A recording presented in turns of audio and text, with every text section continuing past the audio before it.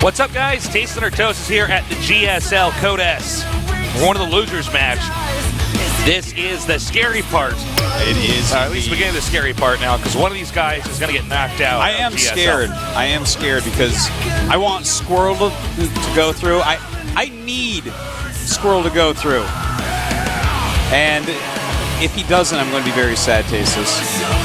I think he's such a great Protoss. Shine, but Shine is pretty sneaky. He is. He is. He's got really nice micro. He could eliminate anybody. Yeah, he could. Shine's one of those. It's a deadly guy to throw into this group because he's cheesy. Yeah. Just get right to it. He knows how to cheese. He knows how to all in. Better than most of the people here in GSL Code S. Who do you think is the best all-inner of all time? I think I should know the answer, but who's the best all-inner? The best all-inner or of all time. cheeser of GSL? Bit by Bit Prime? No, it's MVP. MVP was really good at cheesing. He was good at normal builds, but he mixes too. It in. Of course. Did he ever just make his entire career off of cheese, like bit by bit? I think there was one final that he did. There was one final where I'm like, damn, man, you've only played one legit game out of like 4 or 5 or 6 or something, I forget. All right, anyways, we're going to go on to Red City. Shine against Squirtle. Squirtle, probably the fan favorite here. Yeah, I would say so. I don't think Shine has many foreign fans, that's for sure. Well, he might earn some today if he manages to take Squirtle out. Yeah, he could. Basically, everybody, you're going to see a lot of new players here since all the players have switched over and have now had ample time. Over the next 3 seasons or so, we're going to see a huge rotation in GSL. But don't worry, Squirtle should be a part of the top 32 still. I would think so. Listen, he's like any zombies watching GSL right now. Their mouths are watering because of the sick brains of Squirtle. All right, guys.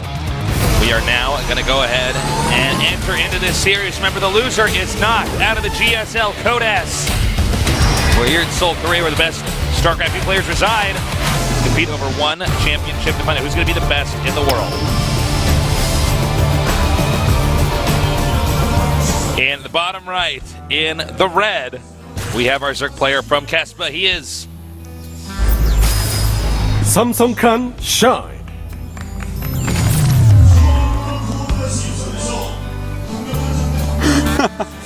And in the upper left, we have our Protoss player, a GSL finalist. He is LGIM Squirtle. I have this fun little game I play with Tasus. If he looks at my monitor for the introduction, I'll do something like cover up the mini-map with my hand so he doesn't know where the starting spot is. Well, the thing is, he can look at the bases and figure it out, but it like takes your brain a couple more seconds. It's fun.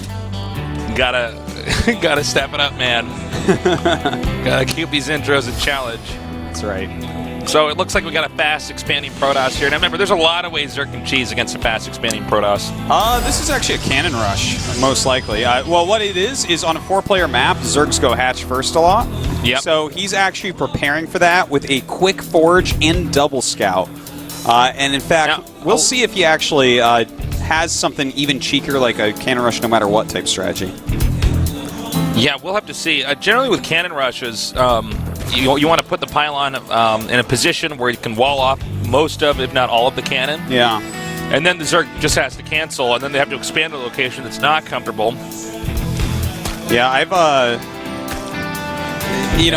a 4-player map without forced spots, Zergs so oftentimes will go for that hatch first. And if you do start with a 13 forge and you scout it on 9, you can normally cannon rush and kill it off, which obviously is very nice. So that's what he's trying. Doesn't work out. He's not going to do it this time because that spawning pool first. You can see that there's influences from the IM team that you recently joined in this. This is actually a build that Younghua was doing a lot back when Whirlwind was one of the bigger maps in the pool. So nice to see that he tried such a thing. It didn't work out, but does it really matter?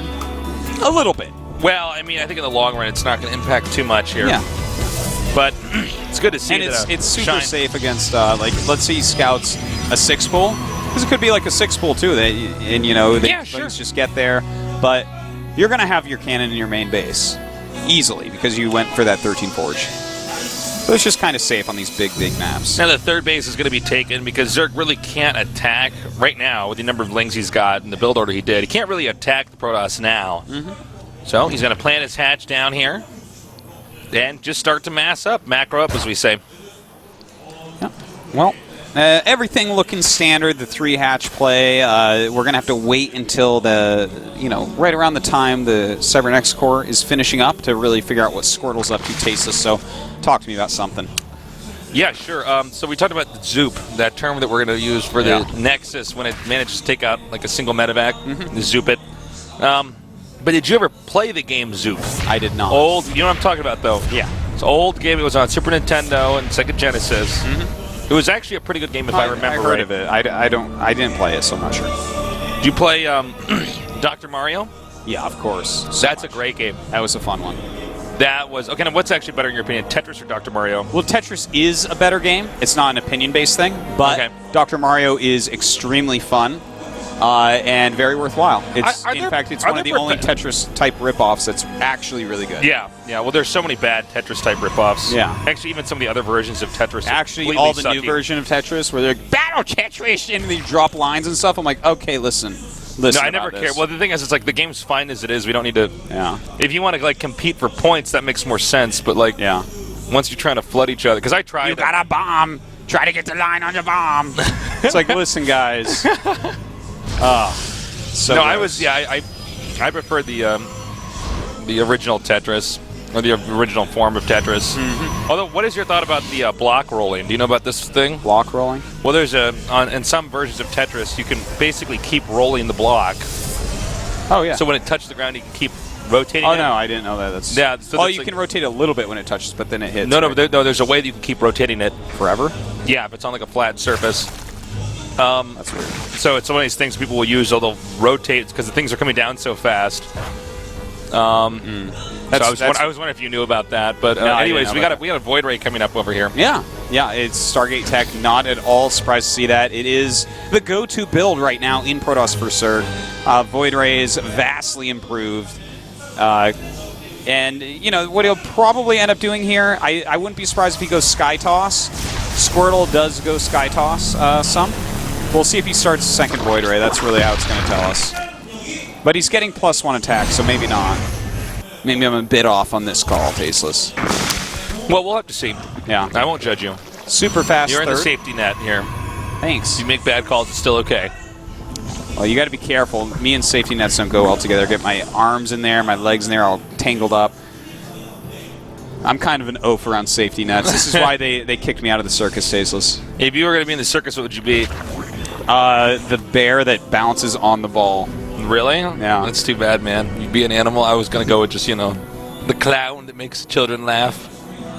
I definitely would be the guy in the trapeze. That guy's an idiot. That guy's this so dangerous. You would be the guy that hammers the nail into his nose. The geek. All right. Oh, my God. We do have another Void Ray on the way, so this is kind of interesting, actually, with that +1 attack. Now, this actually is looking still like Sky Toss. This is similar to some of the stuff I've done. I messed with this before I was doing that Tasteless build. This is what I was trying. And now I'm actually excited because he's doing it, so now I can go back and steal this and use this on the ladder. Yeah, top Korean Protoss is right now. We've seen a lot of players do it recently, such as Creator. I believe it was GSTL, and then Stork's done it recently. A lot of people have done it recently, basically. But a lot of people are getting 4 gates with it very early on, so they have a few extra gateway units so that they can deal with those little Hydra timings a bit easier. I was losing the Hydra timings when I was doing this, which was frustrating. Well, that's what these 4 gates are for. We should see a couple Stargates coming up pretty soon. As we can see, already very cost-efficient for Squirtle. And a Spire on the way. I wonder what he aspires to do with that. Well, he's probably going to want to get a few more cannons over there at the third. And you know what? Look at this. This is cool. This is a new version of this Sky Toss play. Because notice he's still getting the +1 attack and he went to Plasma Shields. That tells us it is Sky Toss, even though he's only on 1 Stargate. But with the quick Twilight, he might be going for super fast Storm, because recently against Sky Toss, people are going for some Hydra pressure and then sometimes into Vipers very quickly. So, yeah, I think that could definitely be what we're going to see here, is a very quick Storm. Not necessarily, though. I haven't seen this exact version yet. We'll see in a second. Oh, charge. No way. Sick. Yeah. By the way, 29 roaches being made. Okay, I see what's going on here. Look at this. He's going nonstop Void Ray and using all his minerals instead of on like a lot of cannons and things like that. He's going to make quite a few Zealots. This is a really interesting build here with our Zerg player because well, he's made 41 roaches. Yeah, he basically didn't make any roaches for a long time, pulled up a bunch of larvae, and then made them all at once. Yeah. This is like a super sneaky timing. Well, he's going to hit like 2 locations. Yeah. And I think he might break through, but I think actually he might. Void Rays are going to do pretty darn well. Yeah, that's very true, but you could just run away from... And he's going to lose that Nexus. Yeah, this is going to die. And look at this. If he gets that air weapons upgrade. Shine doing a great job here, man. Look at this. He needs to target down that Nexus. Oh my God. I'm starting a little bit worried. Did he actually save that third? That was...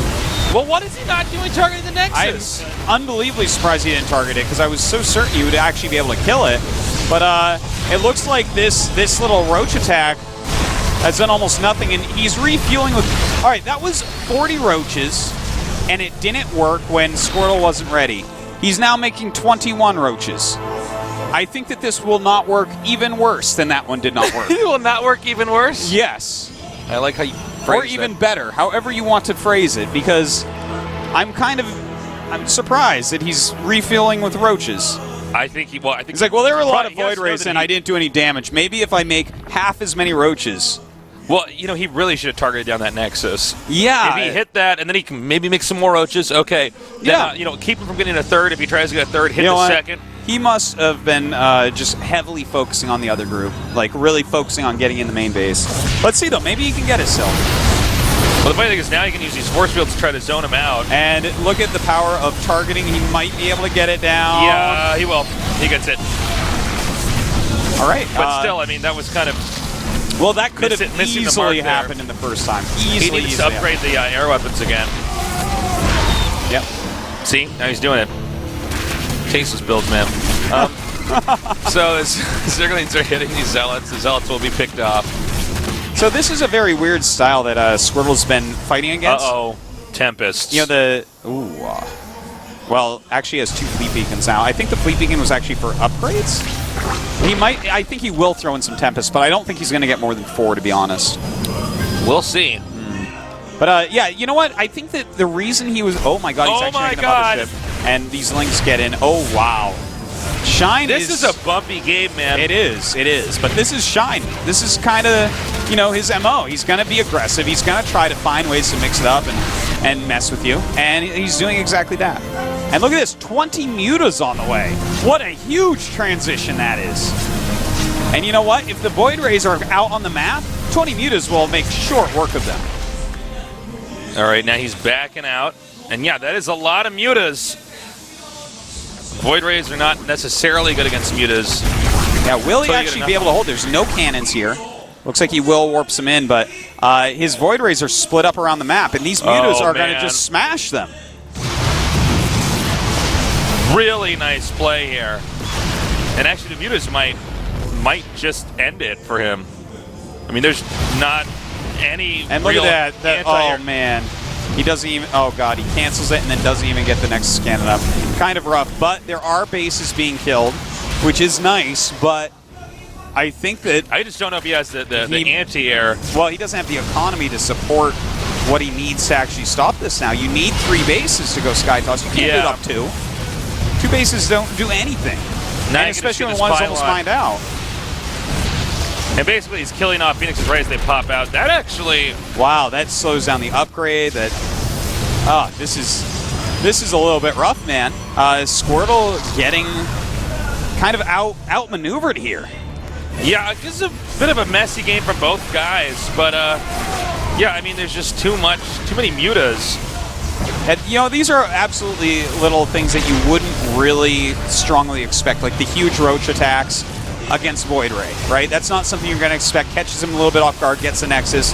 The transition of mutas, that's brilliant. That's beautiful because... Well, this is like a tech switch that's so heavy that suddenly, if you don't have 5 cannons in every single base and your entire air army together, you're going to lose. Yeah.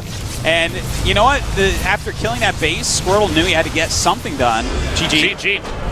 And sent his Void Rays around to do damage and clean up bases. And Shine just capitalized on that. Without everything together, the Mutas were far superior. That was some really wonky, weird play from Shine. But like Shine it was kinda well has done. the look of like Asian Elvis with glasses. Oh, yeah, a little bit. A little bit. A little bit, yeah. Squirtle kind of looks like a Squirtle, don't you think? Yeah, a little bit. Looks a little bit like a reptile with a shell.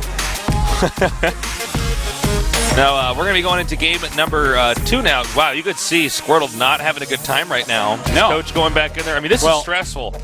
You know, when you're massing Void Rays and you hold the very first push of 40 roaches, you probably expect to win the game, right? He probably said to himself, oh, wow, that was a lot of roaches. I was scared for a moment, but it didn't do anything. And then when the next wave came, which was, I mean, who's really going to, who's going to refill with 20 roaches? That was really weird. Because I think at that if point Squirtle in time, has any idea that you're doing that, you are never going to kill that I think Nexus. Shine had decided he probably lost, and he's like, well, I don't know what I'm doing. I'm going to make these roaches. I actually because disagree with he that. probably Yeah. thought that he was going to kill the third base. That's why he didn't watch it. He said, okay, there's too much stuff there. I got to make sure I do as much damage as possible with this smaller group of roaches in the initial attack. Yeah. And then he comes back, and the Nexus is still there. You know, I don't get the round 2 of roaches. That was weird. Well, I think he just decided I have to kill that Nexus. I have to, because if Squirtle's on 3 bases and stabilizes on 3 bases with multiple starports and a fleet beacon and these just lose. upgrades, the Muta switch will never work. If you want to go Mutas against something like this, you really do need to kill that third. And think about this. He barely killed the third. It He had was like very one roach close. left, like one shot left, and then he hit it. No, I know. It was like the last thing Squirtle would ever expect is that next group of roaches. The first group was pretty unexpected. The second group, ridiculously unexpected, and thus caught Squirtle enough off guard that he could do that Mutal switch and actually end up winning. Well, right now Squirtle is getting a pep talk from his coach. He needs one. He looked looked rattled. like distraught. Yeah, in that I think he booth. probably figured he was going to get out first place today. He's one game away of losing from being out of Code S. And the thing is, Shine is a player that you never know what he's going to do. He might Baneling He bust. is hard to prepare against. Yeah. Like we said, he's a little cheesy. He doesn't play the standard metagame. Yeah. So it's hard to prepare against somebody like that. And we could end up with, who knows, Shine against Keen. It could be. Absolutely could be. I think Keen would not lose to Shine, though. I think you're right. I think Keen matches up pretty well against Shine. All right, guys, get ready for game number 2. We're going to find out if Squirtle starts to come back or if Shine's going to close it out here at the GSL Code S at GOMTV.net.